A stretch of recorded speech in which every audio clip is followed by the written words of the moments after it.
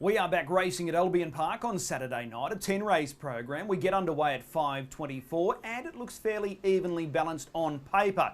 It'll be interesting to see how it plays out this Saturday night. In this edition of Weekend Winners, I plan on catching up with two young gun drivers, Taleah McMullen and Matty Elkins, both coming off big seasons last year, and they're off to a good start in 2023. Here's what they had to say about their drives this Saturday night. Taleah McMullen jumps into the hot seat to go through her book of drives on Saturday night. Taleah, appreciate the time. Thanks for having me. Coming off another century season in 2022, were you happy with the results last year? Yeah, I was really happy. I'm probably not that much of a numbers person, but it's still good to get over 100 wins for the season. Have you set yourself a target for 2023? Another century, is that the most likely target? Oh, I don't like to put too much pressure on myself. I think I'm better when I don't put too much pressure on myself. I don't think you can really put a number on success, so as long as you enjoy what you're doing, that's the main thing. Absolutely. Let's go through them. Race 1. This is a fairly open race. Bella Bull Terrier is your drive, number 3. You know this guy inside out. You've been with him a lot in recent times. Now, he's fresh up here on Saturday night. What were your first thoughts here? It's probably a bit of an awkward draw for him, but he had a pretty nice trial last Tuesday, so I was happy with his trial and I really like him. He's such a nice old horse to drive, so it's good to see him back racing. Probably need a bit of luck from the draw, and again, first up, so he probably needs the run as well. Okay, awkward because he's just not blessed with great gate speed? Yeah, he doesn't have a great deal of gate speed, but hopefully we can get into the running line and probably drive him quiet and see what happens this week. All right, that trial last week, just looking at the vision here, you chased home So Much More, who lines up in this same race on Saturday night, but the trial was good, but would you say as good as the winner, or do you think the winner was probably just a little bit too sharp? The winner was probably a little bit sharper, but he's had a little while off, so I was happy enough with him. I didn't push him too hard, so I thought he was still pretty good. Okay, so whatever he does on Saturday night, keep following, more improvement to come. Yeah, I think so. I think he really loves racing as well, so he likes when he's racing week in, week out. Okay, let's go across to race 4. Again, you link up with Keith and Melissa Gillies here. This time it's Glenn Letty Boy. I thought he had a terrific chance last week, and he ran well, finishing 4th. How did you sort of grade that effort last week? I thought he was good. I probably just had to go 3 wide a little bit early in solo, which didn't exactly help. I think he's still a good chance again this week. Probably have to drive him similar, and would really like to see him with 3 wide with cover and have a nice track into the race. I think that would be his go. Okay, if you thought Bella Bull Terrier had an awkward draw, barrier 4, is that awkward for Glenn Letty Boy? Yeah, here's another one. They're probably pretty similar, those two. They don't have a great deal of gate speed, so I'd probably nearly rather draw 7 or the back line with them, because there's not really a lot you can do from 4.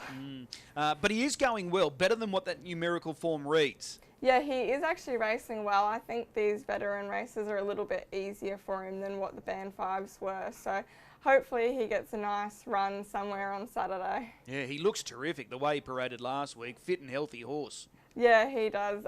All of Keith and Melissa's horses look really good, so it's nice to be able to drive them.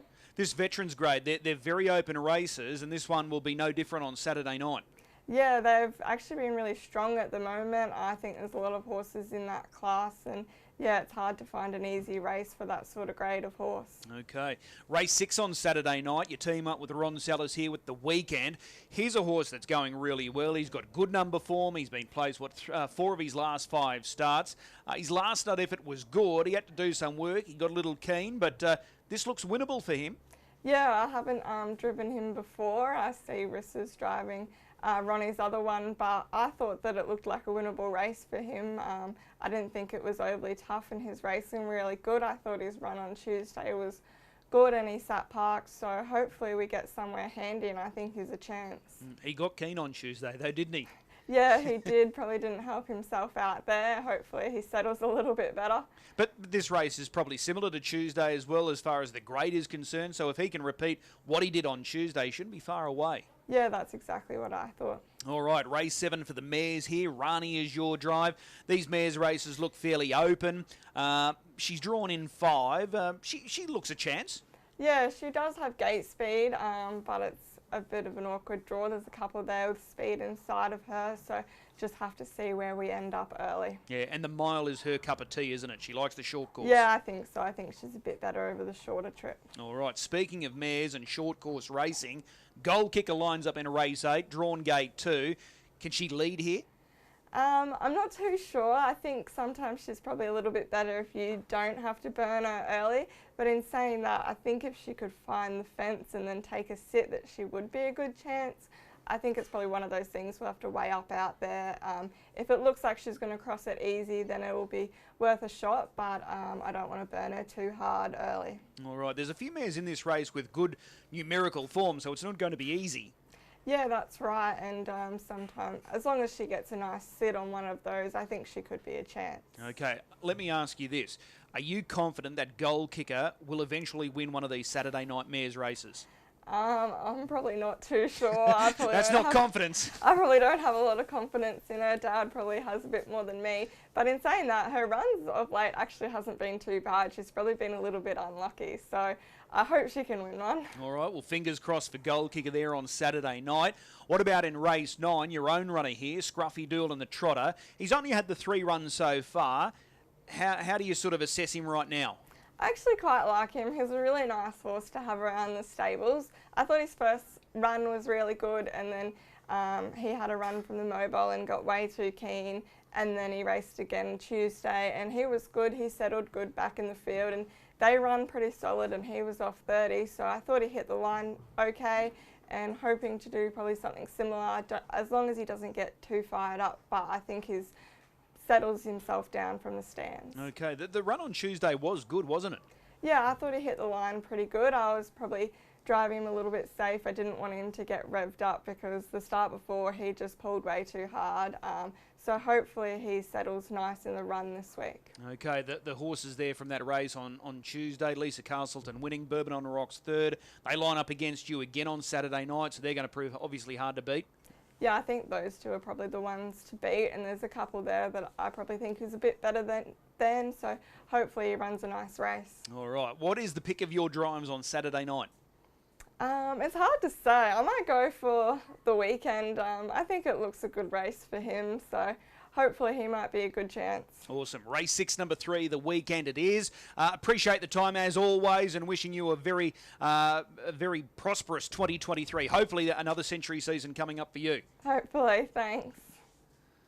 Matty Elkins has been kind enough to jump into the hot seat now to go through his book of drives on Saturday night. Matty, appreciate the time. No worries, Chris. Pleasure as always. Just a quick one, reflecting on 2022, career best for you. You would have been thrilled with those numbers. Yeah, really happy. Sort of set a goal to get 10 winners a month for the year and got past that, so no, I was really happy. So what's the target for 2023? I think it's going to be a bit harder, but I would like to try and get to the 150, but and then the main goal, try and beat Narissa for once. Okay, well, good luck with that challenge. Let's go through your drives here on Saturday night. We start in race 2 with your own horse here, Paravani. He was really good last week. Can he run another bold race here? Yeah, he was a lot better last week. Probably sort of a step back to where he used to be, but it does look tough on Saturday night. That's a pretty strong field, I think. Do you think you can lead? I probably don't think so. Sort of as he's getting a bit older, he's got a bit slower off the arm, and I sort of only elect to buzz him off now once I'm pretty confident I can lead. So I think Delightful Reason sort of got out in 25 there the other week, so we may look to just tuck him in and get a sit nice and early, I think. Okay, so if he gets that easy run on the inside or somewhere close, is he still capable of running top 3? I think he is if he sort of improves off Saturday. The only real query is he probably hasn't sort of ever won a race off the fence. But in saying that, I think the race does look like it'll be good tempo and probably should be following a good live helmet there anyway. So if we can be 1-1 and they're running hard, I think he should run a good race. You raised a good point. It's a deep field. There's several winning chances here. Yeah, and sort of the wide draws out front probably force the hand of a couple. I probably see Bonnie Prince Louis driving forward, and if Letizier drives forward, he'll probably have to park out. So that's probably what I need to happen and keep the tempo genuine enough. Okay, well, that's Paravani in race number 2. Let's go across to race 4. Ahoka Jimmy. He's so close to a win. So close, Matt. Yeah, he never puts in a bad run in these veteran races. He's been ultra consistent for a period of time now, and he sort of runs a place every week, and he just needs that little bit of luck somewhere, and he'll win one of these very shortly again. He backs up from Tuesday. He ran a cracker again on Tuesday. Yeah, no, and sort of last Saturday night it was only really drive error that probably got him beat. Sort of went down 3 fence thinking it would work out, and the gap sort of didn't work out for him, but he hit the line, sort of nowhere to go, and showed on Tuesday he was going just as well when he bobbed up from 1-1 and just run third. Okay. These veteran races, I like them. I think they're very competitive, and I think this race again on Saturday night will illustrate how competitive this grade of horse is. Yeah, they are very good races at the moment. Sort of the barrier draws are helping them too at the moment. The only thing sort of lacking maybe at the moment is horses with high gate speed off the front, but it's probably helping us with a Hoka Jimmy anyway at the moment. Okay, well that's a Hoka Jimmy. If he's closed, this guy must be banging the door down. Prince Joy, he's been a runner-up 3 of his last 4. Draw looks a little sticky there on Saturday night, but how do you rate this guy? Yeah, he's another one of the Sean and Taylor's horses that have been airborne for a couple of months. Barrier draws probably don't really affect him. We don't normally use him up early anyway, so bad draws don't really matter with him as long as the tempo is genuine. He's normally hitting the line strong, and his form's been good, and it's sort of no stronger race than he's been racing. He just needs things to go his way. He's made that good transition though, where he was racing really consistently at Redcliffe, but he's brought that good Redcliffe form to Albion Park, and week in, week out, he's running good races. Yeah, he really has just stepped it up. I actually made the comment the other week, I don't know why he wasted so long going to Redcliffe.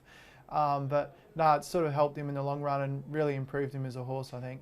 Okay, that's Prince Joy in race number 5. Race 6, another one from the Sean and Taylor Gillespie stable to Rock Nien. He's bursting to win a race, this guy. Yeah, his 3 runs for Taylor and Sean have been really good. Sort of last week, he thought he was never going to get up on the corner. He's come from a long way back and made up a lot of ground, and was probably beaten by a handy horse in the end too, so he's been racing really well. Did he surprise you last week how close he got, given how far off you were from the leaders at the 400? Yeah, for sure. Sort of after his first up run, I probably thought he could win that second up start when I went around to the breeze on him, but turned out the leader was just too good and got a 27 third quarter and sort of got me chasing. But driven colder again the other night and sort of didn't have much options and just buried him 5 fence at the 1200, and he couldn't have done any more from back there. So with Saturday night drawn out in gate 7, is that the biggest obstacle, just the gate? Yeah, sort of the one we get every week at the moment. He hasn't got a draw, but when he was racing at Menangle, they were driving him pretty hard and he looked to keep running on, but sort of after last week gives me confidence to just sort of drive him how we see it. I think he is a bit versatile now. Okay, race 7, here's a good draw for you on Saturday night. Barrier 1, a whole lot of pretty. 5th last time out, but Barrier 1 in this type of race is a godsend. How do you rate her chances? Yeah, she actually raced really well last week. Sort of in that grade, she's probably got to be driven sit sprint, and she was last week, and she actually found the line really nicely. Does look to be a lot of speed off that front row, I think, and maybe a horse like Molly's Marielle makes a move from the second row. If we can just sort of be forward enough without doing too much work, hopefully, and get a cold sit and see what we can do up the straight. Yeah, so if she's just sitting there on the inside and there's a genuine tempo, just minding her own business, she's capable of causing a bit of an upset here. Yeah, I think we probably haven't really seen the best of her, I think, because she is quite fast mare, but a lot of the times here at Redcliffe it doesn't pan out, and she bobbed up there in that mare's QO a couple months ago and sort of struck some hard races since then, so this is probably her grade now, and with a good draw, which she hasn't had for a long time, you know, if they roll even and don't get home too quick, I think she will be suited. All right, and we go to the last 2 races. They're both for the trotters. 2 good drives here for you. Bourbon on the Rocks firstly. Race 9, number 5. Doesn't know how to run a bad race. No, I'm pretty happy with the 2 trot drives at the moment. She's been very consistent, Bourbon, and sort of does everything right, and very versatile, and she's just been ultra consistent recently. So this is a stand start, and they're all pretty much off the front row. From gate 5 or position 5, is that a good thing for you or not? Oh, I'd rather be on the fence and not have to do anything, but you know, stand starts are always different. I think the main objective is to get away, and I normally look to try and lead every stand start I'm in, but sort of out there, and we may sort of look to step and try and tuck her in. I think Lisa Castleton's probably the one to beat in that race again. But given how consistent she is getting away from the tapes, if a couple just sort of wrong-footed at the start, she could easily find herself in front. Yeah, for sure. You know, she is pretty quick and pretty safe to that first corner, so if we sort of get the jump on them, we'll be taking advantage of it. Okay, in the last race, race 10, number 6, Majestic Simon. This is a nice little rapport you're building with this guy, and he can trot. Yeah, no, I'm pretty happy to have a couple of steers on him. He's sort of just a different league to any sort of trotter I've driven before, so I'm pretty happy just to get the drive on him. Okay, now the obvious question, the most obvious question I've got to ask. Mobile start, you sort of know him a bit now, but do you just rev his engine at the start here? Do you light him up from 6? Not too sure. I reckon this week maybe one I make up on the gate. You know, I think he is very versatile, and I think maybe his best thing is how fast he actually is. Sort of if we roll forward and lead, we'll probably either have Sugar and Spice or Van Sank sitting on our helmet, which then we're giving them the good trip. If we could sort of tuck in somewhere and use his speed too, it sort of would make a good race as well. But whatever option we do take, I'm sure he'll run a good race. They're the two main dangers, aren't they? Sugar and Spice, Van Sank? Yeah, for sure. Sort of be like to have a better trip than them, I guess. Yeah, but just on the way he felt last time out, could they sort of knock you off? He was really good winning there last time out. Yeah, he was awesome. Sort of didn't sort of move a muscle on him until after up the straight. Sort of not really surprised me because I know he's been such a good trotter, but just the feeling he gives you when he sort of picks up the bit and goes, it's pretty unbelievable. And that was Lisa Castleton chasing you there. She's come out and won since, so that form line looks really good. Yeah, it does, and sort of it shows Sugar and Spice sort of slips back into that other grade pretty well. Lisa Castleton slips back into that other grade pretty well as well, so yeah. So is that your best drive then on Saturday night? We've got to be patient and wait for the last? Yeah, I'd say we're waiting until the last. Okay, race 10, number 6, Majestic Simon for Matty E. They've certainly found a good little combination, this pair, Majestic Simon and Matty. Hey, Matty, really appreciate the time. We'll see you trackside Saturday night. Too easy, thank you. A big thanks to both Taleah and Matt giving up their time and insights ahead of their drives on Saturday night, and both have some really good drives there on the weekend, so we wish them the very best of luck. Time now to find a winner or two for this meeting, and we want value. That's what we want 2023 to be all about, value. Hopefully I've found a couple here on Saturday night. I'm going to start with race 5, number 9, the Hummer. I love the way this guy attacked the line last week. He's got a nice trailing draw here this Saturday night, and this is a race that he should prove very competitive in. So race 5, number 9, the Hummer. And if we get something out of him, we can double down in the very next race. Race 6, number 8, the General. He had no luck whatsoever last Saturday night. He's got a nice trailing draw here on Saturday night, inside of the second row, but following out a good beginner, hopefully luck can be on his side. So race 5, number 9, and race 6, number 8. Hopefully we've found some value for us punters here on the weekend at Albion Park. We've got 10 races on the card. We start at 5:24. We'll see you trackside.